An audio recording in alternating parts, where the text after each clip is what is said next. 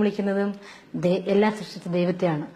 Christians വിളിക്കുന്നത് കർത്താവെ എന്ന് വിളിക്കുന്നതും ദൈവത്തെയാണ്. പിന്നെ ഹിന്ദുസ് ശിവ, ഓം നമ എന്നെല്ലാം വിളിക്കുന്നതും ദൈവത്തെയാണ്. ഇപ്പോൾ ഹിന്ദുസിൽ നമ്മൾ അമ്പലത്തിൽ ചെന്നാൽ നമുക്ക് പ്രാർത്ഥിക്കുന്നേക്കാം. ഓം ബ്രഹ്മപുത്രായ നമ, ഓം കന്നിശുദ്ധായ നമ, ഓം പഞ്ചകായായ നമ, ഓം വൃക്ഷശൂല അരന്തിയായ നമ, ഓം നമശിവായ നമ, ഓം മൃദുഞ്ജയായ നമ. എന്താണ് ഇതിന്റെ അർത്ഥം നിങ്ങൾക്കറിയോ? ഓം ബ്രഹ്മപുത്രായ നമ എന്ന് വെച്ചാൽ ദൈവത്തിന്റെ പുത്രനായ നിന്നെ ഞങ്ങൾ സ്തുതിക്കുന്നു. ഓ കന്യശുദ്ധയായ നമ എന്ന് വെച്ചാൽ കന്യകയുടെ വയറ്റിൽ ജനിച്ചവനെ നിന്നെ ഞങ്ങൾ സ്തുതിക്കുന്നു.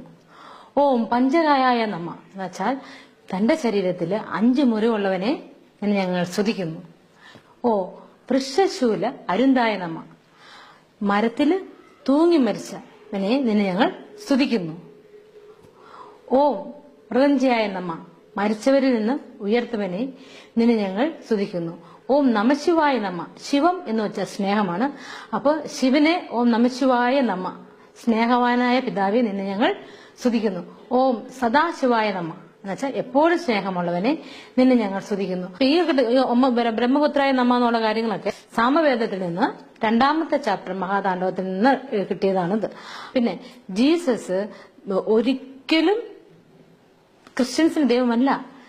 ജീസസ് വന്നു ഈ ലോകത്തിന് വേണ്ടി വന്നതാണ്. ഈ ലോകത്തിലെ ആൾക്കാർ, ലോകത്തിലുള്ളവർക്ക് വേണ്ടി വന്നതാണ്. അല്ലാണ്ട് ദൈവം എനിക്ക് തന്ന ഇത്രയും വലിയ അനുഗ്രഹങ്ങൾക്ക് ഇപ്പൊ ഞാൻ നിങ്ങളുടെ മുമ്പിൽ സാക്ഷിയായി.